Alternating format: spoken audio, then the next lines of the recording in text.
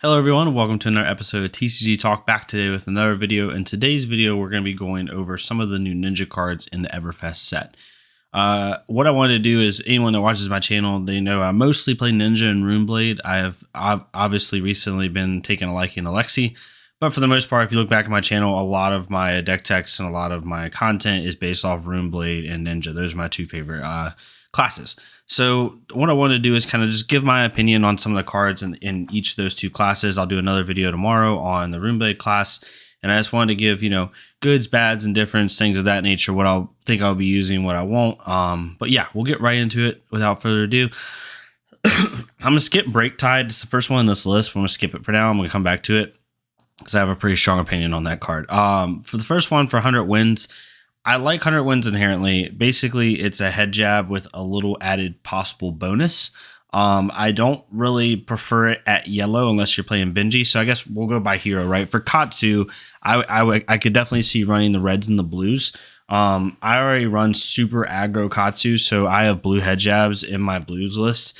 And this is basically a slightly better version of a blue head jab because it threatens doing that Katsu trigger to go get a red one. Because you could blue 100 wins. If they decide not to block it, then you Katsu trigger and you go get a red 100 wins and it's hitting for 4 with go again. So decent, not great, but decent. Overall, this card, like it's not insane. Like obviously, it has the ability to do crazy stuff. If you got 200 wins back to back, they would hit for 7, right? If they're at red, so that's not bad. But overall, it's just like kind of a normal card. I do think if you run head jabs in your deck, this is probably a head jab replacer, in my opinion. But other than that, like it can go into the Winds of Eternity line. And I guess we'll talk about that right now. Like Winds of Eternity, I don't like Winds of Eternity inherently. I'm going to include it in my blues for my deck since I'm running 100 wins. But the thing about Winds of Eternity that is annoying, similar to I'll talk about Break Tide in a minute, is Winds of Eternity doesn't have go again. So I have to give it go again somehow. It's really good against fatigue, obviously, because you can put 100 wins back into your deck. But like best case scenario, you play 2 red 100 wins. You after the first hit, they're already in your hand. Then you go get Winds of Eternity and hit for 4. So you hit him for 11. That's a decent turn, but like a Katsu turn, I can do the same thing with like Kadachi, like Enlightened Strike and something else, or like it's not a crazy good pop off. I definitely think this could replace if you run a mid range Katsu, this could replace one of your blues, maybe like Rising Knee Thrust or something like that. But overall, I think this line's just okay, right? It's just okay. If you're a Katsu player, I could definitely include the reds in your deck over a head jab or something like that. It's definitely good enough to include the reds. Including the blues is up to you. If day one, I'm probably going to have red and blues in my deck, but it's not like a game changer for the deck as a whole. Yellows, I'm not doing. There's no point. It hits for 2 with go again, which is basically nothing in this meta with so much Guardian play and Prism play. And if you play a red then a yellow, then it's 3 and 3 again. So basically you're playing 2 head jabs. So it just doesn't make sense at yellow. I would definitely not play it. The next card, Mask of Pouncing Links. I love this card for Benji. Benji's amazing. Also, really quick, for 100 wins, just really quick, I would run it for Benji at yellow and blue. Definitely good in Benji at yellow and blue. It's amazing for Benji at yellow and blue because it's a go again. It can stack on itself and it threatens Benji's ability. So definitely run it at Benji at yellow and blue for sure. And possibly Ira at red. But so for Mask of Pouncing Links, what I would do, I would love to use this card in Benji. I can't wait to be able to use it because basically this card can help couple with ideally Spring Tidings. Basically, when an attack action card you control hits, you may destroy this mask and search a deck in your card search an attack action card in your deck with 2 or less, banish it, then shuffle. You may play this turn. So it's really good with Spring Tidings. It blocks for 2 really well.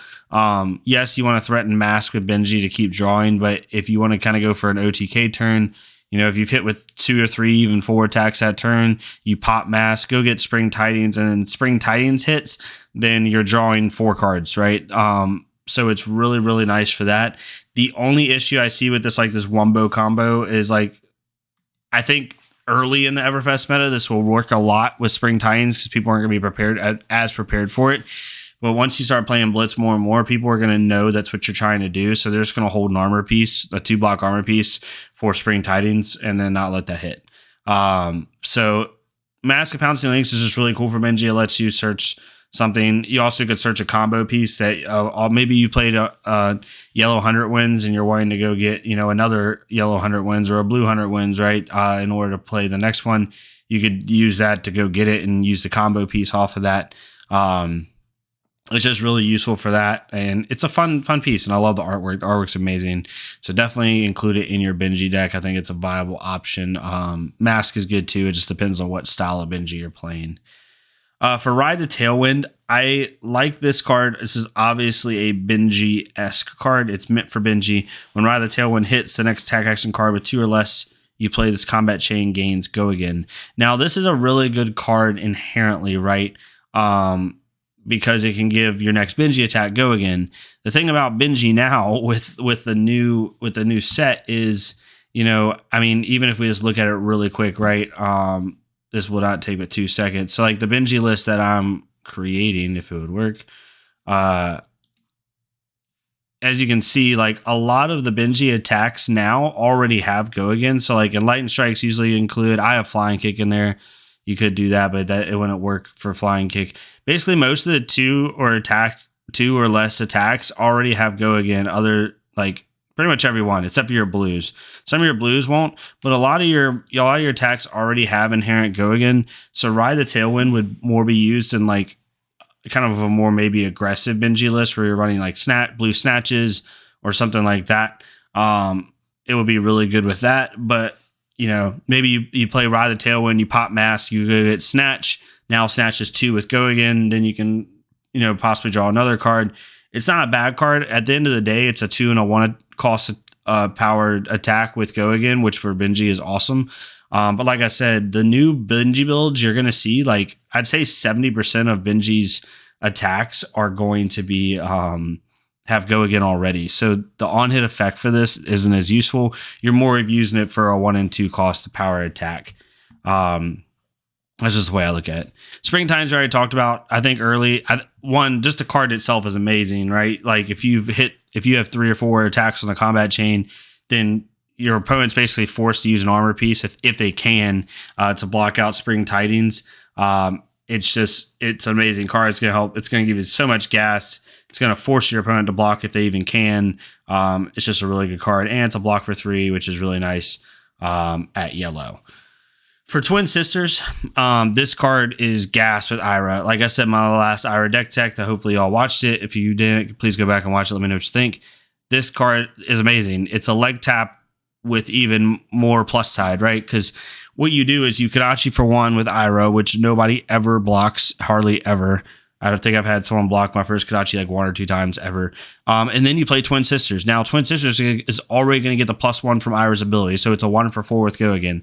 Then you give your next attack +1. So basically, when you play Twin Sisters as your second attack off a Kodachi hit, you're going to get 2 straight Ira abilities, basically. So you get Kodachi into Twin Sisters, into Enlightened Strike for 6 with go again, or into Enlightened Strike with 8, or into Flying Kick with 8. You know what I mean? So it allows you to hit for 13, 14 a turn really easily, right?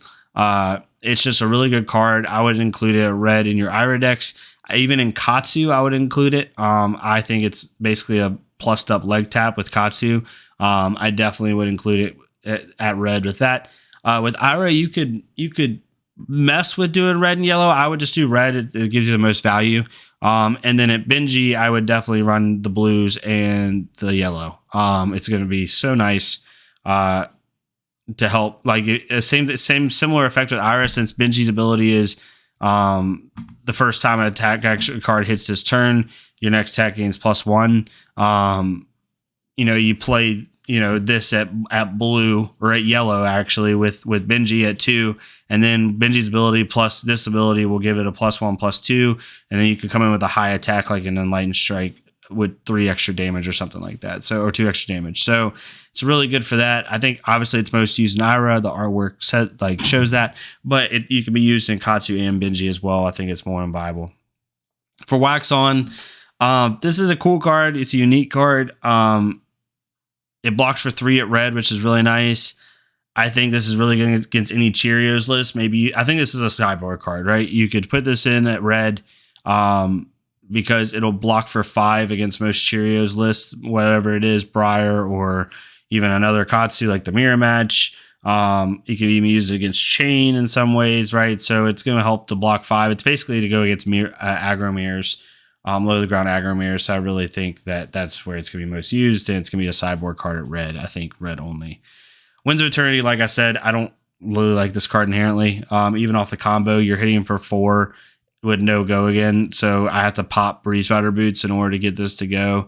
And it's just right now in the meta, like we either have to get over the top of Guardians with Oldheim and stuff like that, or we have to have extreme gas to get past Chain and even Briar, Channel Mount Heroic Briar, and all these aggro decks. So in the mirror, so Winds of Eternity doesn't solve either of those problems. It solves a little bit of the Oldheim problem, helping with fatigue, but it doesn't do it enough, right? I mean, we want to shuffle our McGinty line back into our deck. Shuffling 100 Winds back into our deck, Oldheim can block that out with pretty much Crown of Seeds and a shield. So it's just not as useful there. The final card is Break Tide. I say this for last because I have a lot of issues with this card. I don't like the Flood of Force. I don't like the Rushing River Flood of Force line, right? You only need Rushing River or Flood of Force to hit or to be played before this in order for it to work. Here's the issue, though. Rushing River doesn't have Go Again, so now I got to give it Go Again if I didn't get off a Torrent Tempo. So now let's just not even include Torrent Tempo because that line's even harder to hit, right? But let's say you play Rushing River. If you're running Snapdragon Scalers, now you got to waste Snapdragons on that Rushing River. If you're playing Breeze Rider Boots, now you got to use Breeze Rider Boots on that Rushing River in order to get Break Tide off. Same thing with Flood of Force. And then when you do this, it doesn't have Go Again. So hopefully you're running a Breeze Rider Boot build. The only time I see this combo line being good is if you're running a Breeze Rider Boot build and you play a Rushing River somewhere in the chain, they don't block it. You pop Breeze Rider, you go get your Break Tide. Now you're hitting for 5, dominate with yes, you get to banish the top card of your deck and play it until the end of your next turn. It basically gives you a 6-card hand the next turn. I get that that's really good, but I don't know, the 5 dominate, like it's not that hard to block. They just use 1 card and a piece of equipment, or defense reaction and a piece of equipment. Like, yes, you're baiting out equipment. If this was a 6 dominate, where they had to use at least a defense reaction equipment, I'd totally be on board. But a 5 dominate is not that hard to block out, especially in today's meta with Oldheim. I mean, he literally can just Crown Seed, shield, and then D-react, and he pretty much takes you out. It's like 1 defense reaction from Guardian takes this card out. So it's just not as useful as I think it is. I'm definitely saying can't be included in decks. I just see a lot of Katsu players in the Fab Discord talking about how good this line is. I don't see it. Like, I really don't see it. It's very conditional.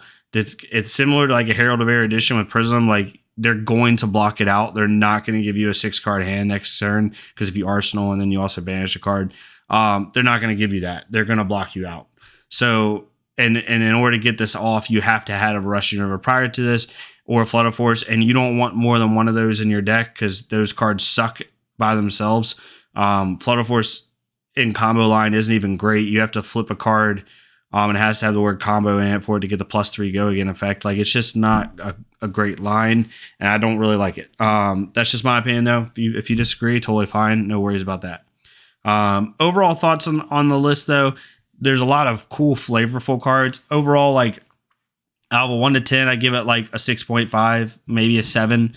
I really like Twin Sisters. I think this card's amazing. Mask of Pounding Links is a really fun card. I think, like, it depends on the hero you're talking about. If you're talking about Benji, this is literally an A. It just took Benji from like a C tier blitz deck to like a high B tier blitz deck.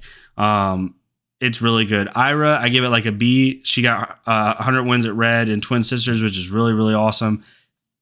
And then Katsu, I give this a C. I don't think this really helped Katsu a whole lot. It did give him a little bit more gas with the 100 wins and Twin Sisters, but overall it didn't really change his place in the meta, in my opinion. I think Briar being banned, more so banned, right? Or like some of her cards being banned kind of helped him in the meta, but these cards inherently didn't help him a ton. But yeah, so Benji, B, I give it A as far as like cards for Benji, B for Ira, and C for Katsu. That's how I would rate it. But let me know what you think. If you completely disagree, that's totally fine. If you agree with me, and that's good too. Really looking forward to playing the set either way. I'm really looking forward to all the cards. They're really flavorful. I love a lot of the generics, like even bigger than that, and smashing good time for Katsu and for Ninja in general. But yeah, let me know what you think about the set. Let me know what you think about Everfest. What are you most excited for? And yeah, I'll see y'all next time on TCG Talk. Thank y'all so much.